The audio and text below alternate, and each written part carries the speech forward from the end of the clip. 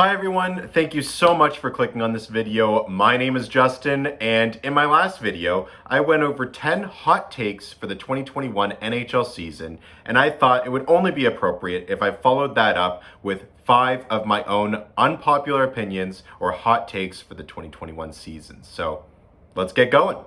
Hot take number 1. Now, this one isn't a complete hot take like you would expect, and it's a little bit more reserved, but in my opinion, I think that this year will just be very unpredictable as far as statistics. I'm talking about goalie stats, player stats, and even just overall team stats and team standings. I think that this year will be completely unpredictable like we haven't seen before. Obviously, with the nature of the season being a shortened schedule and with the unpredictability of COVID maybe having an impact, those will have its own implications. But I'm talking about the most important thing being that each division it's only playing within itself. What that means is that the Toronto Maple Leafs, for example, they're going to be going up against the same opponents 9 or 10 times throughout the entire season.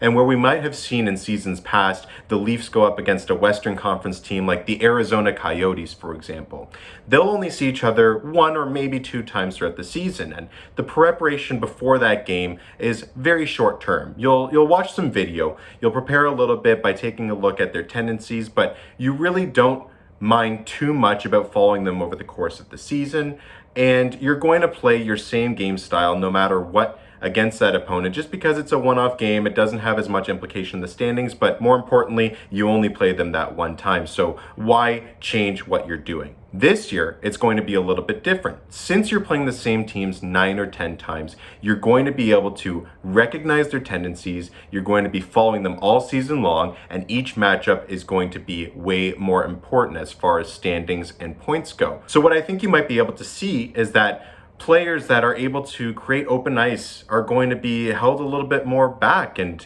defended way tighter. You're going to see power plays that aren't as successful because penalty kills will have a little bit more understanding of what they're going to do. And I think that with the extended squads, with the extended rosters and the taxi squad, you're going to see teams being able to shift their lineup to gear towards certain teams in particular. You might see a Toronto Maple Leafs roster going against the Ottawa Senators. That's a completely different roster build against the Montreal Canadiens, depending on what those tendencies are. As a result, I think you might be able to see some of the main stat getters, the highest scorers, come up a little bit short because they're getting defended a little bit better, whether that's on the power play or even strength. And I think you might be able to see some guys that are on the 3rd or 4th line produce a little bit better than they usually do, because those are players that might have a little bit more space opened up given the creation of the roster for any given game. As far as teams go, I think it's the exact same thing. Some teams just play better against other teams depending on your system and your structure. I think that some teams that might expect to be lower down in the standings this year will surprise and compete a little bit harder against those other teams that they're going up against 9 or 10 times. They'll be able to develop a little bit more strategy to play against those other teams in their division.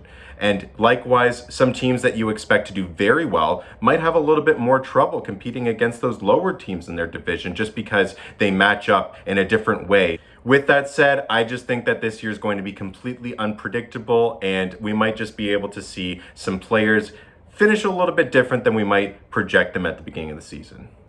Hot take number 2. This kind of goes off of that first point, but I'm going to say the Ottawa Senators do not finish last place in the North Division. I honestly think that the Ottawa Senators have just got way better in the offseason, much better than many people will give them credit for. I think their goaltending's got better. They have a little bit more forward depth. I think that their defensive end has taken another step up, and Thomas Chabot is going to take that next level in his game.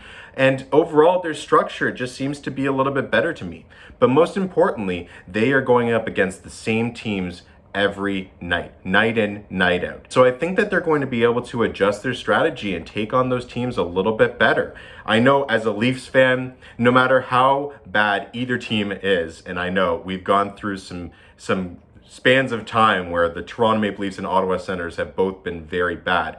those games are always competitive. Just because of the competitive nature of being the Battle of Ontario, you never know what you're going to expect. I remember seeing Austin Matthews putting up 4 goals in a game, but they still lose 5-4 in overtime because Ottawa Senators just making an exciting game no matter what. I think we're going to see that. They face each other 9 or 10 times this year. They're going to be able to battle a little bit harder against the same teams, and I honestly think they'll be able to surprise some people. And I think that another team in the North Division has the potential to just be able to slide, not meet those expectations, fail to meet what is required in something like a shortened season with the COVID restrictions. We don't know what's going to happen, but I don't think the Ottawa Senators are going to come in last place.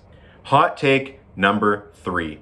I think Taylor Hall will get traded at the 2021 trade deadline. I know I said in my last video that the trade deadline next year is going to be completely unpredictable. We don't know what the restrictions are going to be with the border, and so will American and Canadian teams be trading with each other? We don't know what teams are going to be a little bit cash strapped and not able to make any acquisitions just for the pure sake of money. But I think that with the Buffalo Sabres having signed Taylor Hall for a 1-year deal, and with the difficult division they're in, they are not going to be able to meet the expectations to get them into the playoffs. And with that said, Taylor Hall becomes prime trade bait opportunity for a team that is looking for that extra piece to go the extra mile and win the Stanley Cup for next year. With it being a 1-year deal and with COVID being involved, the Buffalo Sabres might be relieved to get rid of that money off of their books. They might want to get rid of that contract, and they'll know they have value in that. And so they'll be able to receive some assets back for the future that don't cost as much money, but will have a bigger impact in 2 or 3 years. Let's say a great prospect or some draft picks. And for Taylor Hall, he signs a 1-year deal looking to really prove a point and be on a line with Jack Eichel. But if they're going and not making it to a playoff round, well, then does Taylor Hall get what he wants for this one season? He's a former Hart Trophy winner. He wants to play with the best, and more than anything, he wants to make the playoffs. So he might be the one demanding the trade at the trade deadline, and it would be a perfect piece for a team that's looking for their cup to acquire.